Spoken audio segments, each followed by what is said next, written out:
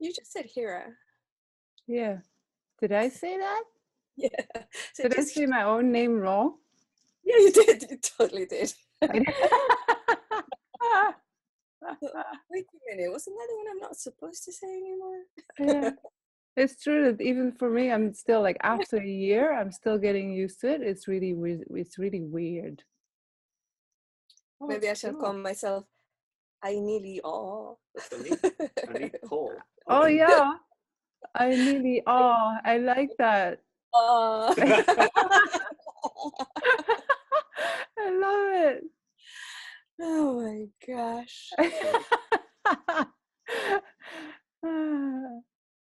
3 more options. Did you find it? Oh, she has a nice poll. A nice what? You can put a poll on. Yeah, and people can say what they want us to talk about. Hey Larry, tell me what's the number one they like? Embodying the new paradigm and light and darkness versus oneness. Oh, okay, perfect. Thank you. I needed that. And the jumping timelines. Okay. Those are all the 3. The top 3. Nobody cares about being focused on any panel. Nobody really wants a story. I don't know why, because they always love stories. Yeah. I can't even see the poll. It's on the event page, but I don't see it. Oh, the event page. I lost that one. On the event page, I don't see where you do the thing. I sent you the link. I know, but I'm at the event page. No, I didn't send you the event page link. I sent you her page link. Oh, we're going live now. I think I'm getting a notification myself. Okay, let's have an argument online, honey. Let's start like that. I love it. Oh my gosh. Where are you? So what was it again? Hira. Hira. Hi. Hira. Hira, you can... Let's find you. Hi, Inelia. I'm on your page, but I don't see us. No, but actually, if you're going to do that, it's really complicated because we have like a 20 seconds time lapse. So if you want to look at it live and then look at it on Facebook, it's kind of oh my god, are you serious? It's a lag. Yeah.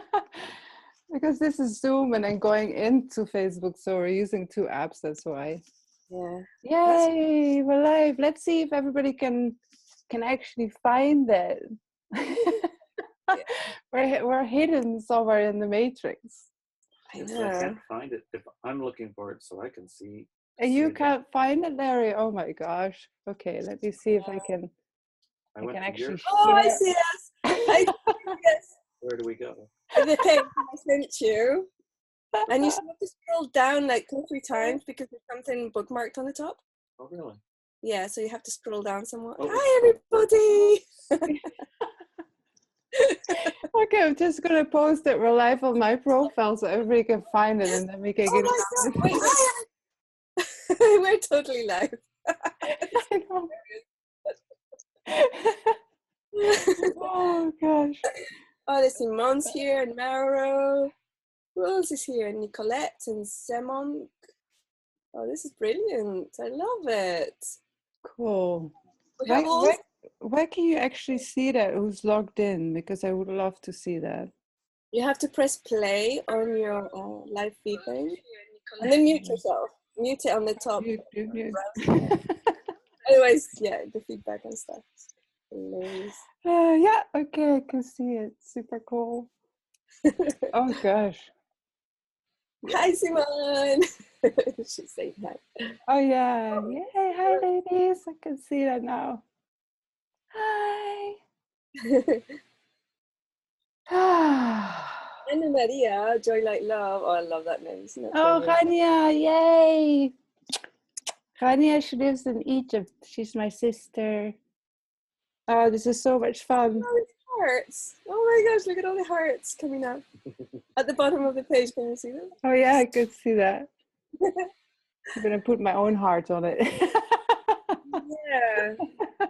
Angry face. No, let's not do an angry face. Yeah, just you can do that. Wow. So also welcome angry faces. I'm going to go, Yay, wow. Petra. Hello, Yay, Petra. Yay, so much fun. We can just do 1 hour like that. Like, hello, hello. Larry, can you tell me one more time what was the poll that we, what was sure. oh, thank you. Embodying the new paradigm and light and darkness versus oneness and different timelines. Oh, yeah.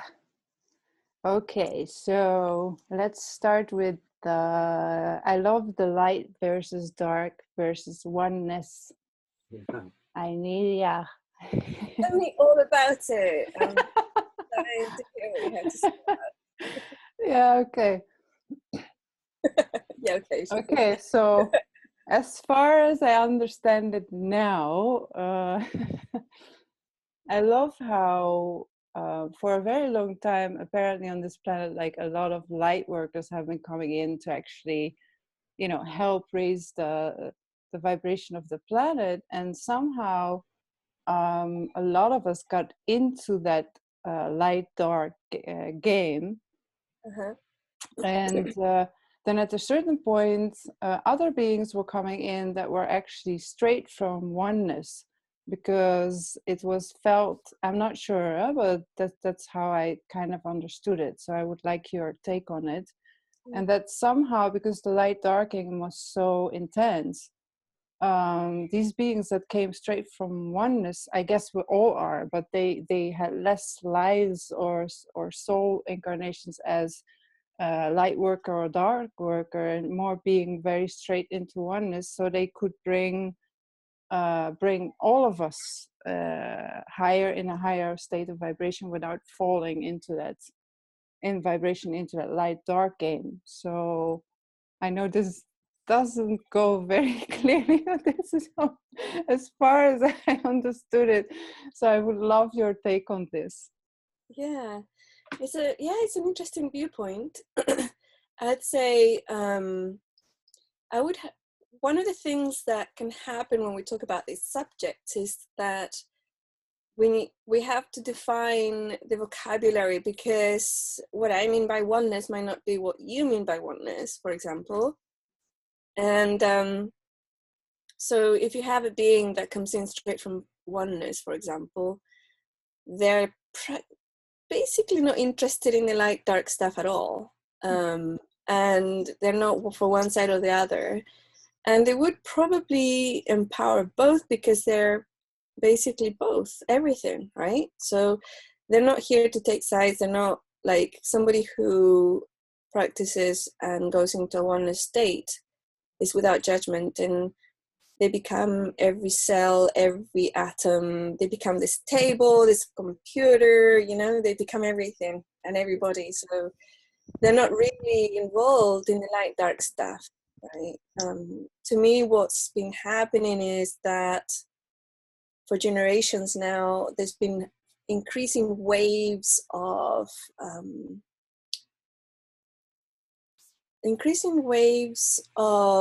light beings incarnated, which is different to dark beings. There's different sources, right, of life. Mm-hmm.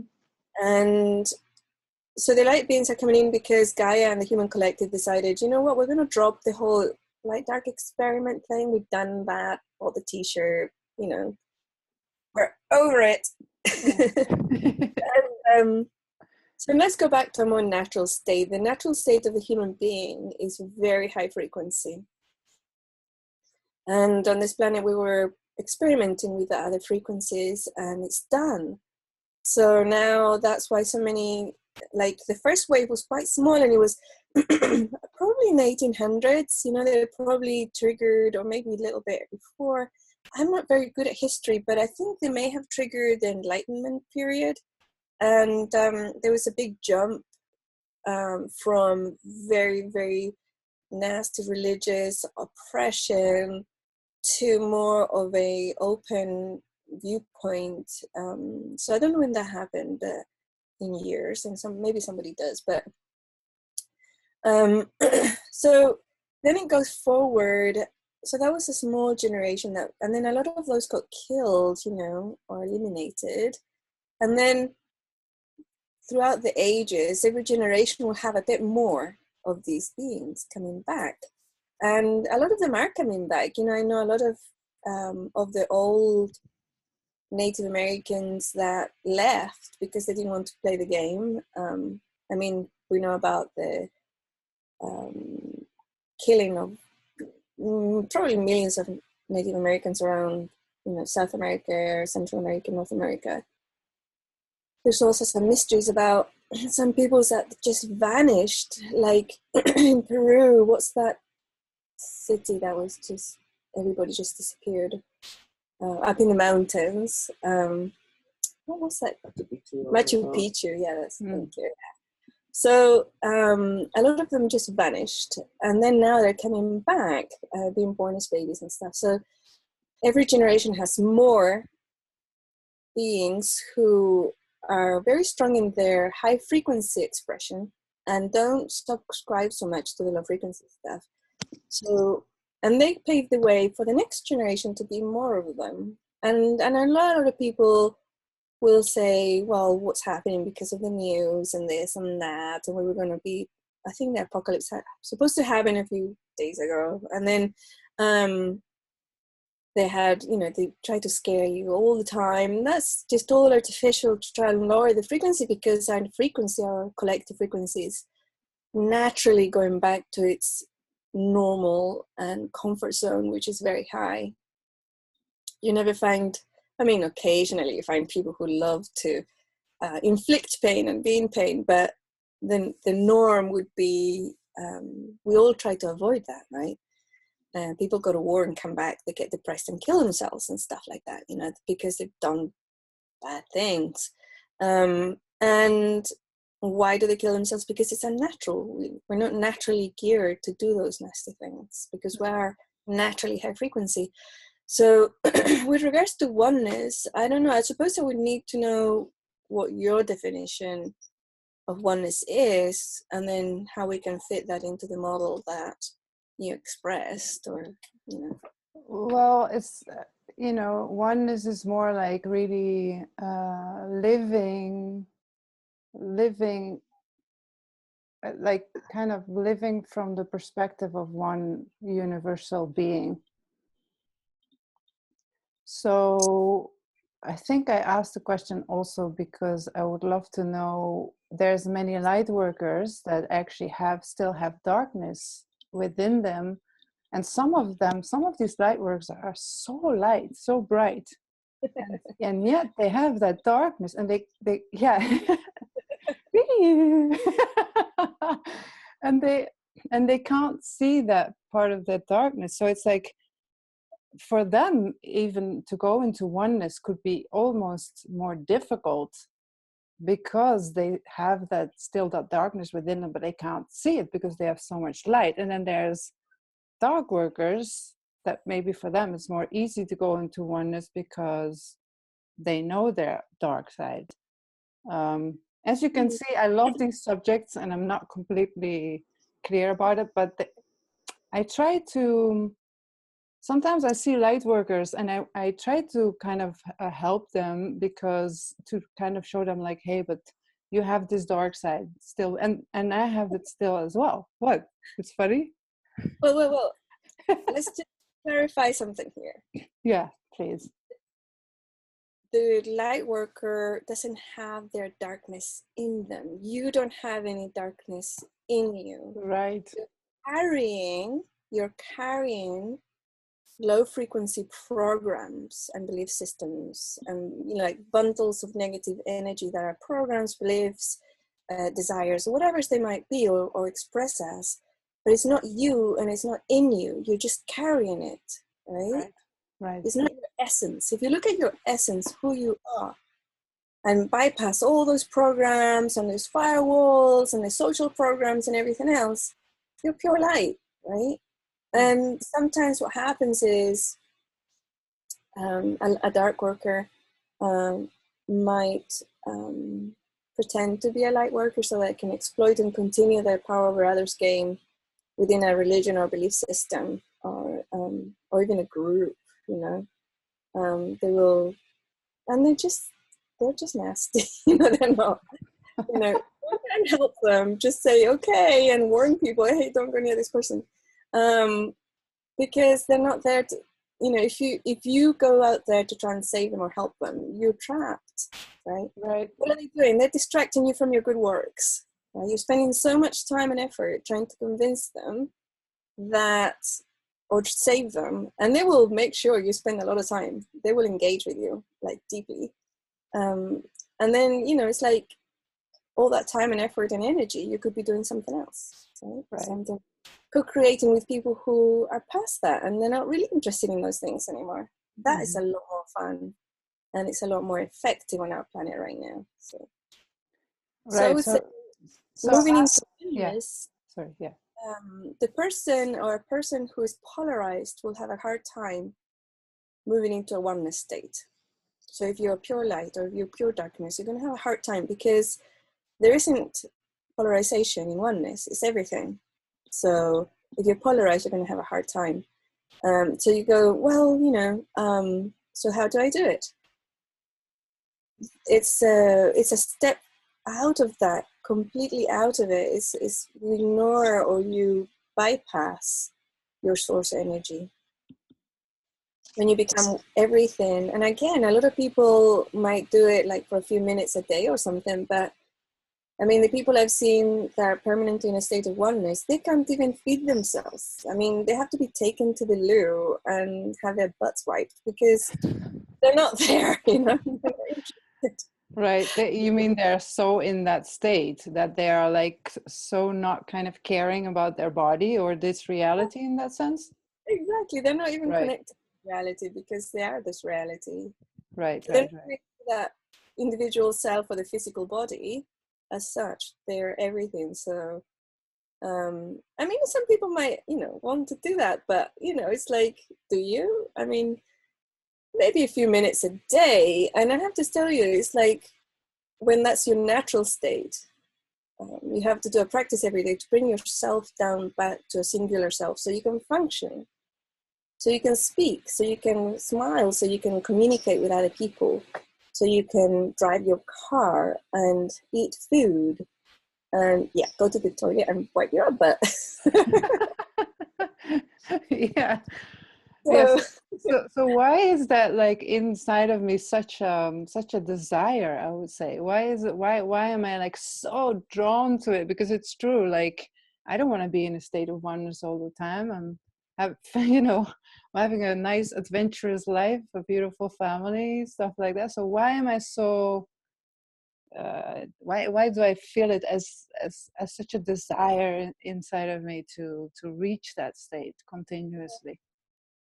Continuously reaching that state means you leave the game, right? You exit the game, right? So have a look at that, you know. So have a look and see, do I really want to leave the game? Right. That would actually be a nice thing to look at, like as how many people that are watching now, we could do it together. What do you think? Yeah, go ahead. Okay, nice. So let's just look at, just observe if the question would be, what game do we want to play? No, that's not the question. Yes, you're leaving the game. If you're going to go into a state of oneness, there is no game, any game. Oh yeah, no, I don't want to do that. I want to play. Well, there's your answer, right?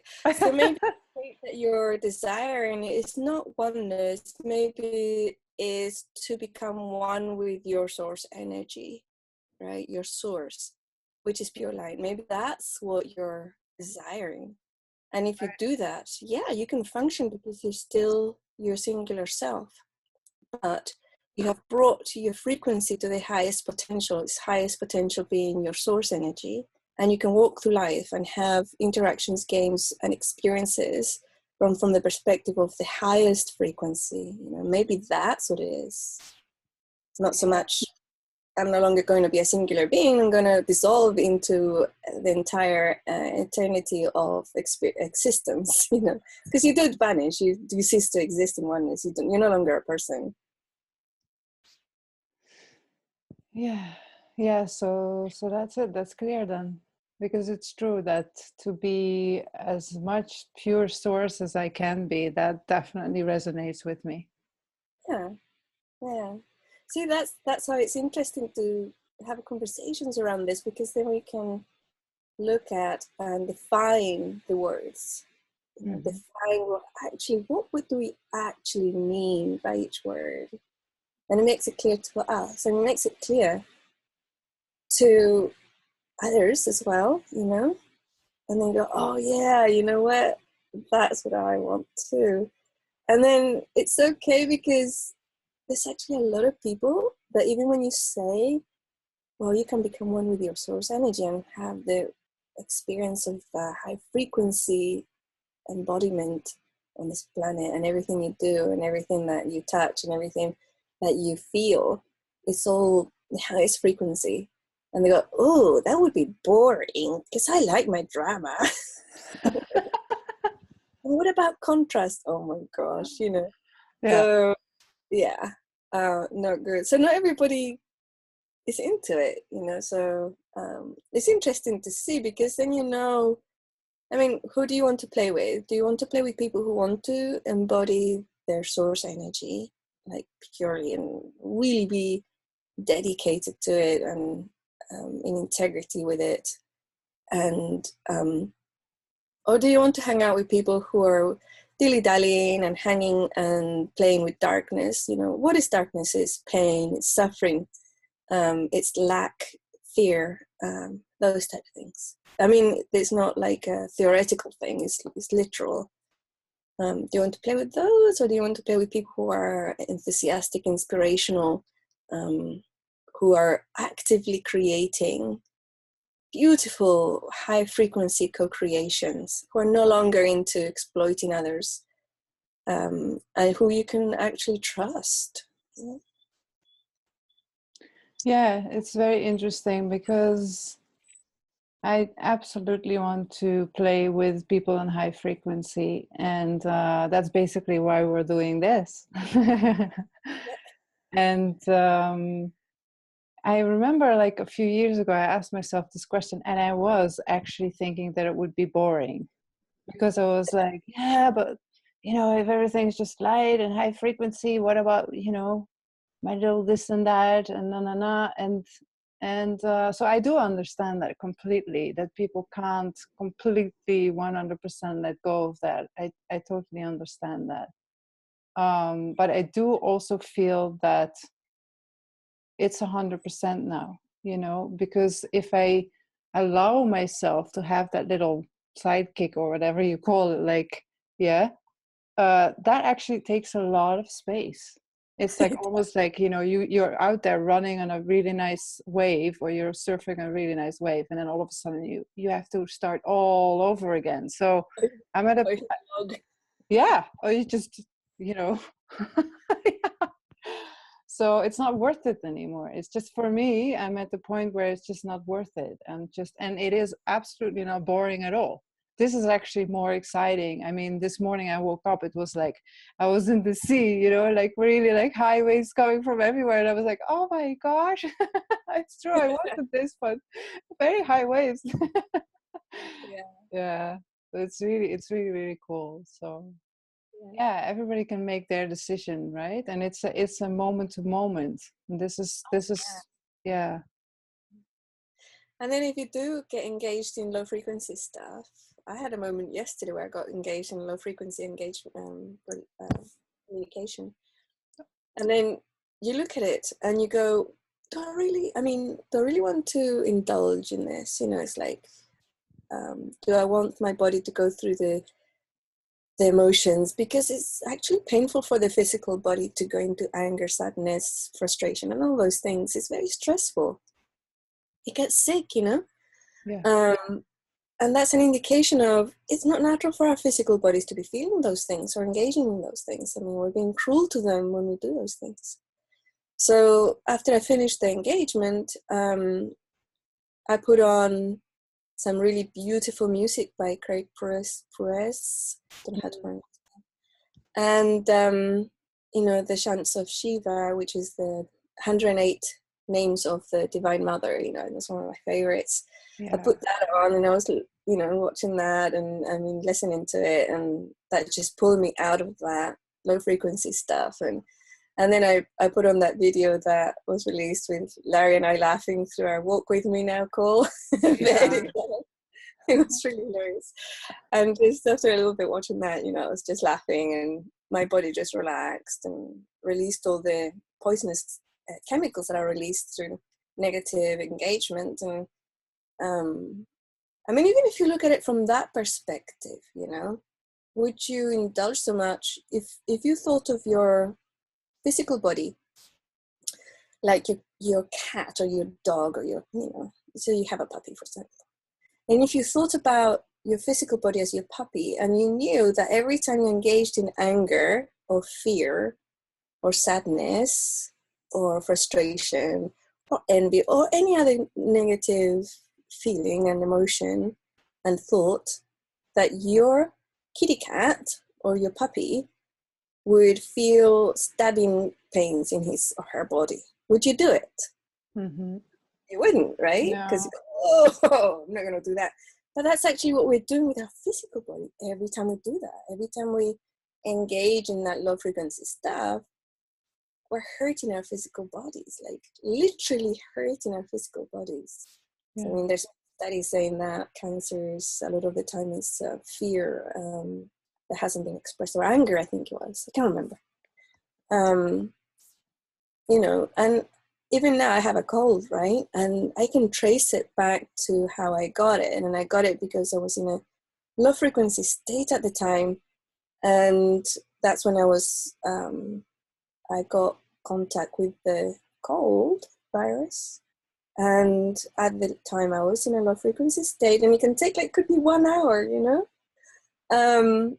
And boom, we got hold, you know, and then it was like, okay, you know, how does this serve, you know, and all that stuff. But still, just be aware that it's not just your mind, your soul we're talking about, but your physical body too. So, and like you said, you know, once you do make that decision and you do move into experiencing and having co-creations with high frequency beings, when we step into it, it's amazing, you know, and the spectrum just opens up, you know, the exploration. And I mean, when I see the human collective finally free of the low frequency stuff, I see us moving into space, into multidimensionality, exploring the universe in so many forms and ways. I see us communicating, contacting, and having experiences with beings from all sorts of dimensions, and learning from them, teaching them, and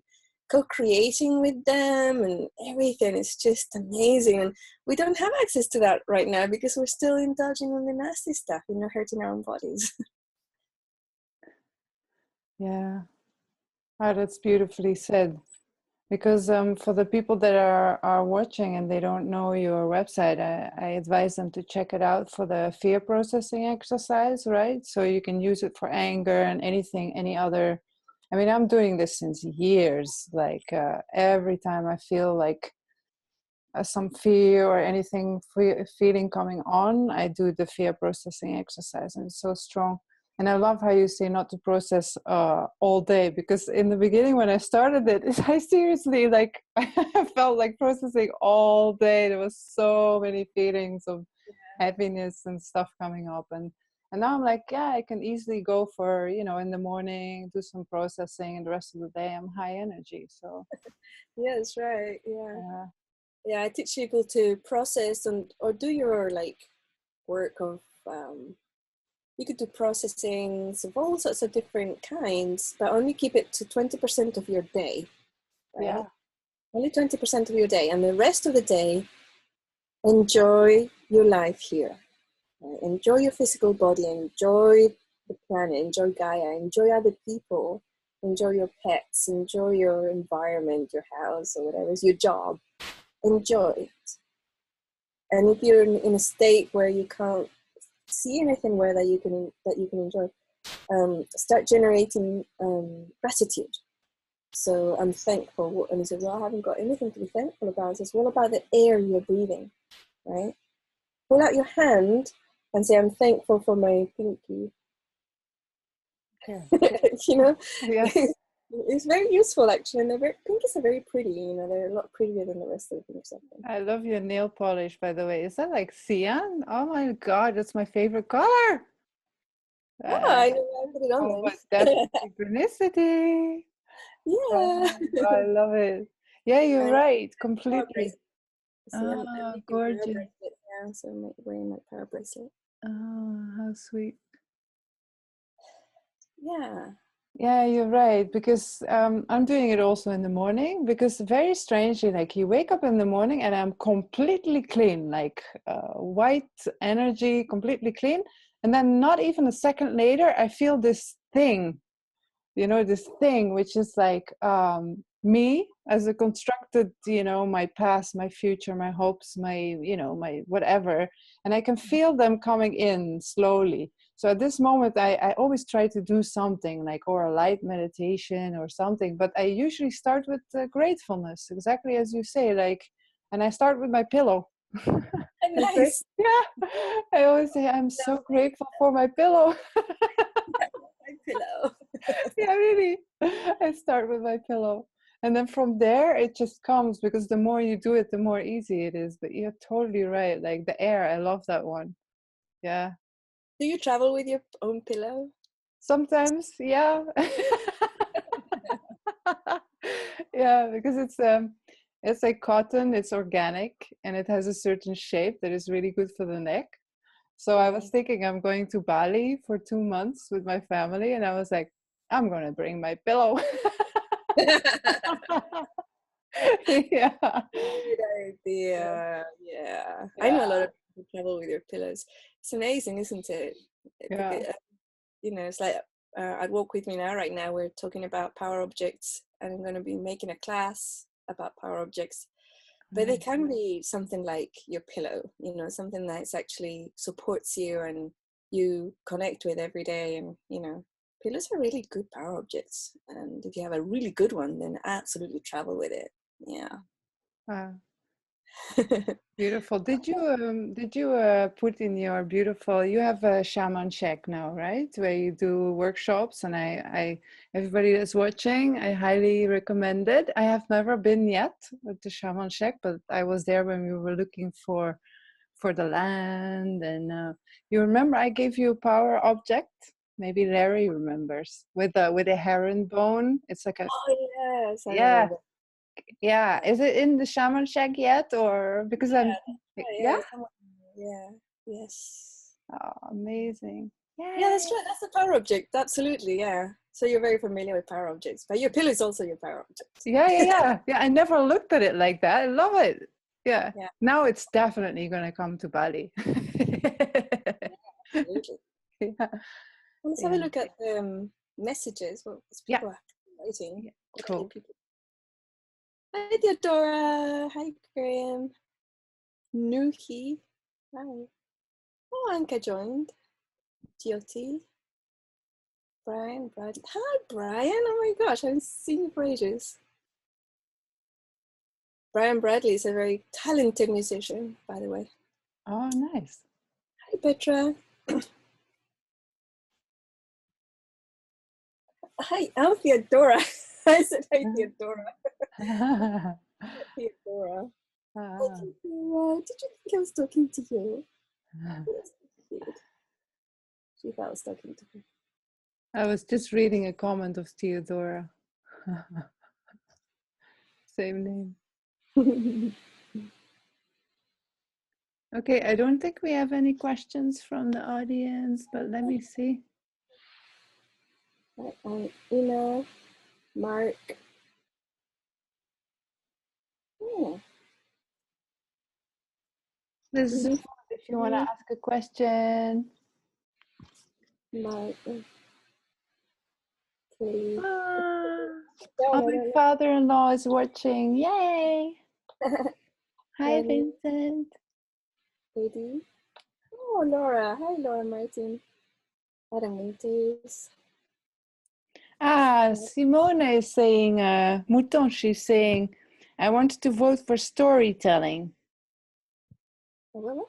She wants a story. Simone. Do you have to like scroll down or scroll up to see the latest post? I can't figure it out. Just go. Well, she posted it some time ago. Like they're coming. The comments are coming as they are asking. She wants a story. It's true that Ooh! We're talking about power objects, right? yeah, I story. don't have a story, but I do have a story, recent story. That's really exciting. It's actually going on in the class that I'm releasing in a few days about angels and guides. Yes. But this story just happened, so it's kind of cool. Okay. And by the way, this is Theodora. This is my cat. Our cat, I should say. She actually thinks she's mine. Yay. And she's a big kitty, as you can see. She's like 25 pounds. She's hypoallergenic. She's my another power object. She's not an object. I'm sorry for calling her. Yeah. Yeah, that was Power being.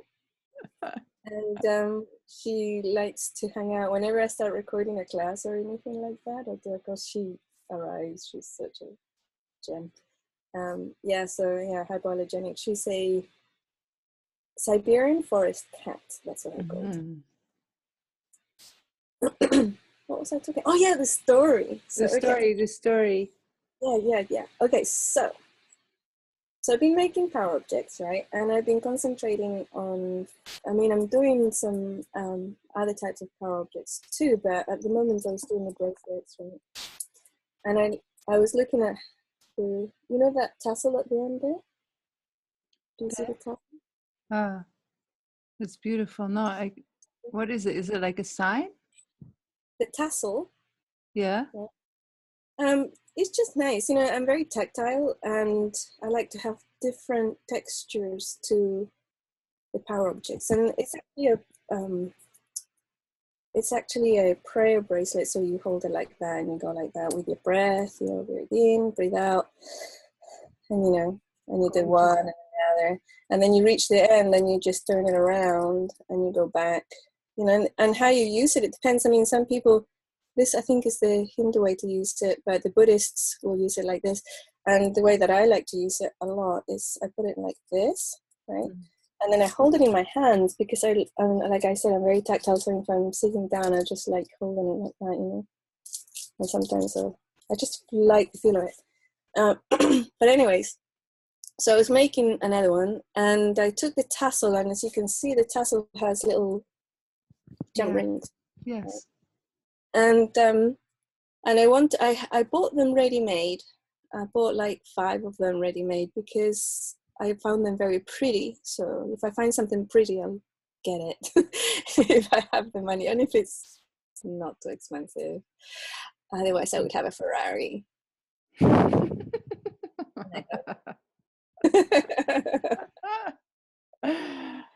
Anyway, so I got these, and I decided to pull the jump rings off this other one because it makes it shorter so it doesn't get in your way when you wear it. Sometimes this one will cover here, so if you're washing your hands and you have to pull it all the way up. This one's fine because I made it on an elastic, right? So I can pull it all the way up if I need to wash my hands. But the ones that I was doing they were more powerful, and I did the knotting. Every time you put a bead in, and then you make a knot, and the knot has an intent. So it's like support from Gaia or connection to Gaia. The next one could be high frequency experience, and the next knot could be, it's like you put the intent on each knot. And then I was going to, but because you can't pull it up all the way because it's like knotted, it's solid, it stays here all the time. I wanted to make this shorter so it didn't get in people's ways, right? And so I put it in my hand, and I grabbed, and it's really hard to pull the jump rings off. A jump ring is like this circle that is open on one end, so you can open it up and put other things in it. And they're really tough, so I put it on my left hand and I grabbed the pliers, right? I I went to grab it with the pliers, the jump ring, so that I could take it off, and then with the other pliers, open it up. Again, it's really hard, right? And pull it out of the tassel, like, and I just wanted to have just the circle of the tassel in it, and then a tiny little jump ring that connected it to the bracelet. That's what I wanted. I wanted to take out the other 3 jump rings. There was 2 jump rings and 1 solid ring. It's like, if you look at that one, that is a solid ring right there. So I wanted to take that one out too. So anyways, it's in my hand. I went to grab it, and I thought I touched it, and it just went boom, and it's like just turned over, right? And I thought, oh, it must have slipped, you know. So I put in the tool, and I go to pick it up to put it back in its place so I can grab it easily. And all the jump rings and the solid rings were off it. Wow. But they weren't even open. They weren't open, right? Wow. They were just up and up. Whoa, what happened? So I pick it up, and I look at each of the rings, you know, and it's like they're all totally closed. And I'm like, whoa, so maybe they are weak, you know. So I grab another one and I pull at it and everything, nothing, obviously. Yeah. My gosh, that is amazing. So I go to Larry and I say, Larry, look at these, you know, is there any way these could have fallen apart and everything? He's looking at it and touching them, and he's strong, you know, and he's trying to move them and open them up. No, you can't, it doesn't work. So it's like, that's a mystery story. And then I figured out eventually, and I talk about this in the class that I'm releasing soon about guides and angels, that one of my guides, a member of my entourage that had been there when I was a teenager, had come back, because as a teenager, I used to make jewelry, Native American jewelry, to sell. And she, it's a genderless guide. She had come back, and I think she had been around for like a while, but I'm a bit slow in this thing, so it's taken me a while to figure out that she was back. And then I think it was a comment that Larry says, I think you're getting help, you know, or something like that. He said, and I scanned for high frequency entities or guys, and she was there, and it was like a big laugh and a hug and everything. And it's, oh my gosh, you know, I haven't seen this guy for years. And he's back, and it was super cool, super nice. And I talk about what happened after and everything in the class, but it was just an amazing experience. And, you know, it's like when you move into that high frequency choice of experiencing life here, you get magical things happen to you, and your co-creations are not just with the people around you and the animals and plants and whatever, but they are also with non-physical entities that will, through intent, assist you, you know. Because I mean, what was going through my mind at the time, you know, it's like, oh man, you know, it's so hard to get this out, you know, it's like, I've got to be careful that don't break and all that stuff. So what did my guide do? She just separated them all, and they were all ready to go, you know. Yeah. So magical like that, absolutely. Yeah. I love that story. Yeah.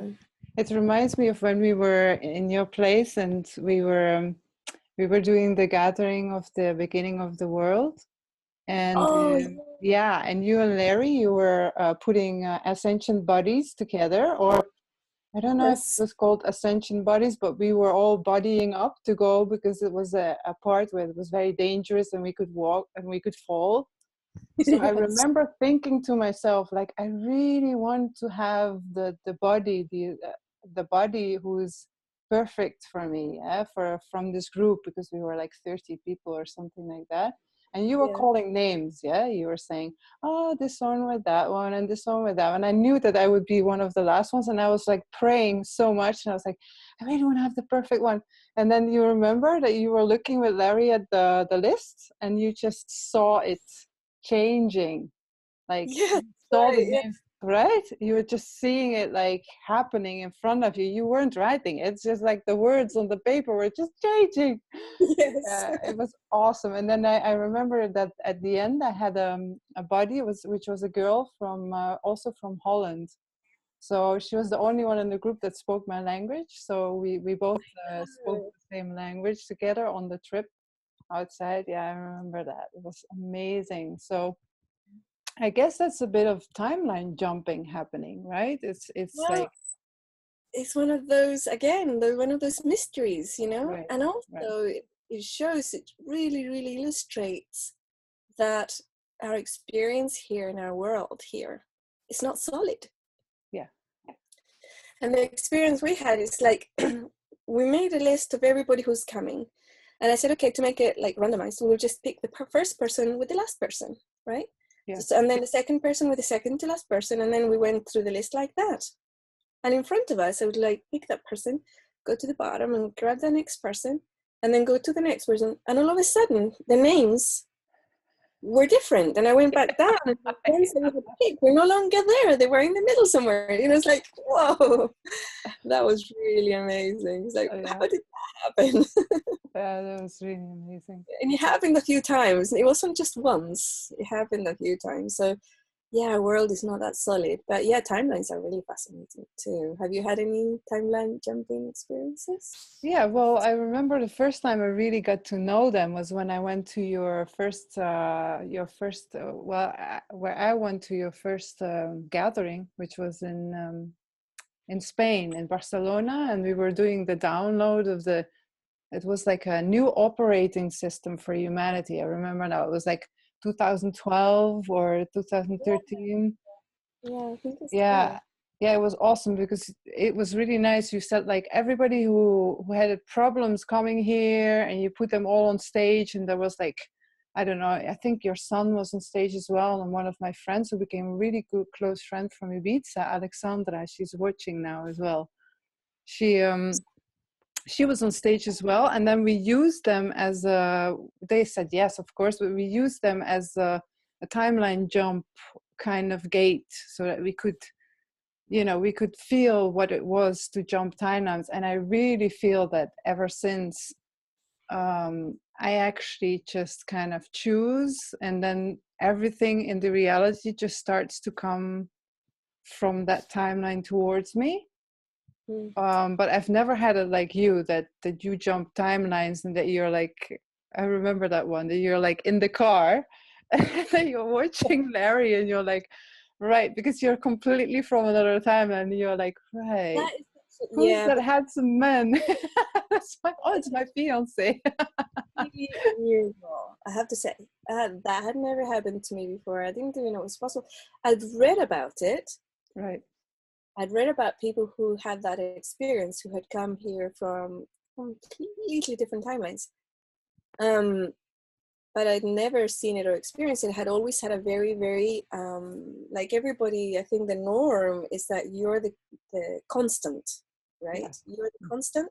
So your history is always constant, and then you move into others. And then things around you might change but your history stays constant. Mm-hmm. Even if you realize, Mandela didn't actually die in prison in 1980, whatever. He actually lived and was released and became president,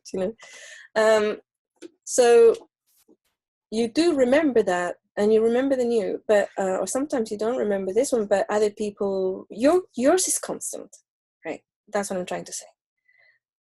The one that I experienced about a year ago or so was that my constant history was in a different timeline, and then I jumped into this one, and I was in the car, I was like, whoa, and I look at I love that.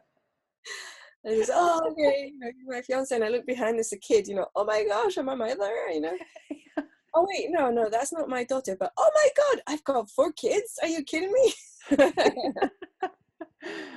Yeah, I love that.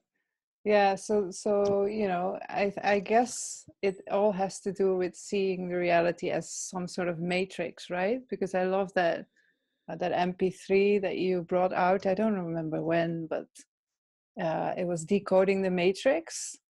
Anyway, everybody that's watching, I highly recommend, like, all your MP3s are amazing. One of them is, by the way, mining timelines. We were just talking about, and I use that one. I love it because I totally, like, for example, half a year ago, there was something, we were leaving Ibiza and we were thinking of going to leave somewhere else and stuff. And I just put that MP3 and I just basically jumped timelines. So try it. Yeah, I love that. Yeah, sorry. Yeah. Yeah, if you're interested in timelines, that's the one to get. That will basically give you all the basics. Yeah. So, and also I wanted to listen. I had your books. Tell us about your new book, because I don't know nothing about your new book. So, and then I'm going to show them your other books that I have. Well, the new book is not published yet. Yeah. But it's nearly there. I'm working, I think, on the last chapter. And it's called The Return. And it's a novel. It's a novel. I don't know if you're familiar with The 13th Mage, but that's a novel. I just showed that one. That one, yeah. I love this one. Oh, Yeah, is it like is it also with magic and stuff, The Return? No, The Return has to do with ETs, Anunnakis, and the return of what might be interpreted as the Divine Mother, right? Wow. But it's not quite, it's not quite as, as clear as that. And it's going to be for the first of, I think, about 3 or 4 books on the series, because the characters are definitely not done telling their story, right? Oh, cool. So that should be really interesting to read. And I've been posting first drafts of the chapters at our platform, the Walk With Me Now, where you hang out for a bit.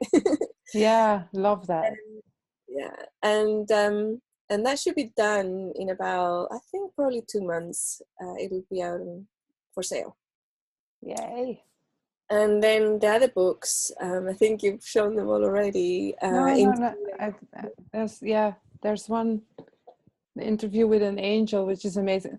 Like, my problem is that I read your book and I always think that I'm one of those, because I identify with it so much. It's like the Interview with an Angel. So I love that book. And I was like, yeah, definitely. I've been an angel. I've reincarnated like that. And then I read the Psychic Assassin book and I'm like, definitely I had those things. And then I closed myself down not to be, in that whole, like, where they trace you and stuff. And so I love your books because I always become it. Like, yeah. I have the same about the Diamond Children that you're speaking about. And I was like, I should actually, this morning I was like, what do I really want to ask Inelia? And I was like, I really want to ask if she thinks that I'm a diamond child. And then I was like, yeah, she's just going to tell me that I should figure it out by myself. You're totally right. What do you think? Exactly. What do you think? I'll figure it out myself. Yeah. But I like it because the Diamond Children, as I understood it, is because I first got to know from your articles in your library. You say that the problem for a Diamond Child is that they are so good in everything that they get too dispersed, too diverse, so they have to kind of focus on something more, which is better for them. So yeah, it is better for them. It focuses them more, but it's really difficult. I mean, and you can do it, like, you don't have to do it forever. So you can say to yourself, for this next 6 months or for the next year, I'm going to focus on, and then whatever it is, being a good mother, or being the best mother that I can, or I'm going to be a writer, or I'm going to be working at the local fish plant, but I'm going to dedicate myself to it 100%. So it's that is the spirit. And then after the year's over, you can decide, I'm going to do a second year. Or you can decide, I'm going to become a tree logger now. Or I'm going to go and dedicate my time with Greenpeace and go and become an active member and go on their boats and everything. It could be anything, really. It has no judgment, but it is very helpful for the Diamond Child to focus on one thing for a period of time That could be for the rest of their lives, or it could be just 6 months. But I wouldn't say shorter than 6 months. I would say if you can pull it off, try and dedicate yourself to something for at least 6 months, whatever it is. Yeah, that's what I would say. Okay, so last question. What's it gonna be? I was wondering. What do you mean last question? No, yeah, okay, we can go on forever. I wish to. How to overcome, somebody is asking, Graham, I don't know him personally, is asking how to overcome the mental habits.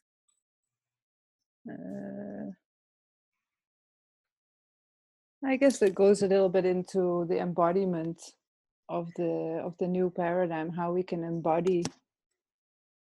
Yeah, mental habits, they're hard to crack, those, because our entire society, our educational system, our media, everything is geared to overstimulate your mind. Mm-hmm. And to have it in a low frequency experience. So having thoughts of worrying thoughts, or fearful thoughts, or despairing thoughts, or hopeless thoughts. I mean, we're bombarded with those all the time. And yeah, our minds are highly, highly stimulated in the low frequency range. So getting out of that habit is like stepping out of crack cocaine, you know. It's like, I would say go cold turkey, switch off all your devices for at least a week if you got it bad. And then every time your mind starts going in circles, have a little ritual. Rituals are amazing in focusing your mind and pulling them out of whatever circles they're going through, cycles or circles. So you can make a very simple little ritual that you set up. You know, you could have incense. I like incense. You could have a candle if you like those. You could have a little rock, water, like a glass of water or something like that, and a bell. Or you can put on some music like the one that I mentioned before, Craig Perez. Mm-hmm. Amazing to get you out of that mental stuff. And then you can put those on and say, okay, I'm going to do my little ritual, and then just concentrate. I mean, you know, Hira, right? You know a lot about yoga and meditation, different types. You studied them a lot.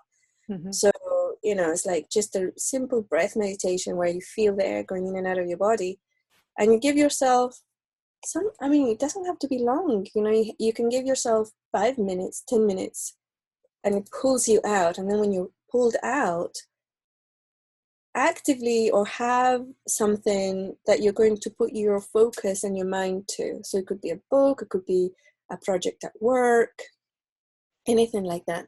And just go for it. And then you'll find that the moments where your mind is playing negative games and circling in negative thoughts become further and further away from each other, and they become shorter, right? And eventually they'll be gone. So Nice. but yeah, don't punish yourself for falling into it, you know, because I would say, you know, that saying is like when you fall down, you just pick yourself up and brush yourself off and carry on. If you fall down and just lay there going, oh, falling down, Yeah. then yeah, that's different, isn't it? Yeah. Yeah, and even, I mean, as you say, I've been studying it a lot, right? Meditation, I've been doing so much of it in the last 15 years.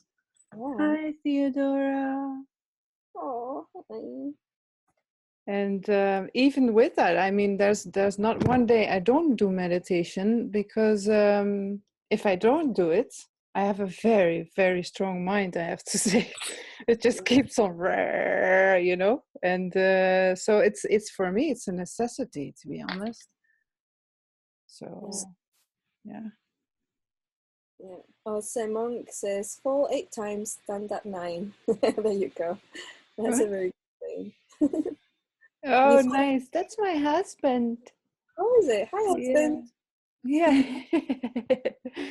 Yeah, he's amazing. You know, he decided to be free diver. So he's a free diving instructor now. So he goes 50 meters down in one breath. Oh my gosh. Yeah, oh my gosh, indeed. And so it's his new hobby. So, and now he's like more than about 5 minutes underwater with one breath. And I'm like, I'm not going to sit there and wait for him to come up, you know. I'm like, do your thing. And then when you're done, come home, honey. Oh my gosh. Yeah, he's amazing. That's why we're going to Bali, because he's going to free dive and instruct people there and stuff. So. Hey, the waters are a lot warmer, right? Yeah, I'm looking forward to it because cold sea is not really my thing. So Yeah. yeah. Yeah. Yeah. Thank you so much, Inelia. Look at how perfectly in time we are. Oh. Well, thank you for the invitation, Hira. And this is awesome. I have had a great time. I love Yeah. everybody who picked up, and it's like super cool. Love it. Yeah, it is super cool. It's my first Facebook Live, by the way. Oh, nice. Yeah. Yay! Yay! I hope you have many more. Yeah. I hope if you feel like it, you could do another one. Let's see how you feel like it. And look at that huge paw on your arm, Inelia, she says. Look at it.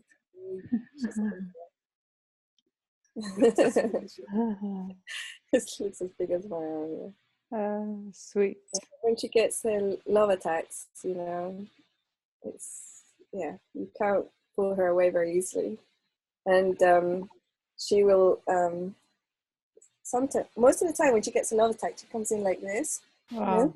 and it's like she grabs you, from here, but she puts her claws out, so you just like, oh my god, you can't pull her. She's had enough now. Oh, she's amazing. Okay, so bye-bye. Everybody. Bye. With that little heart. Click on the heart to say bye-bye. Click on the hearts to say goodbye. Yay! And those smileys too.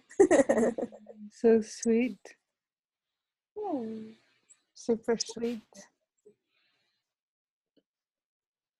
Bye, everybody. Bye.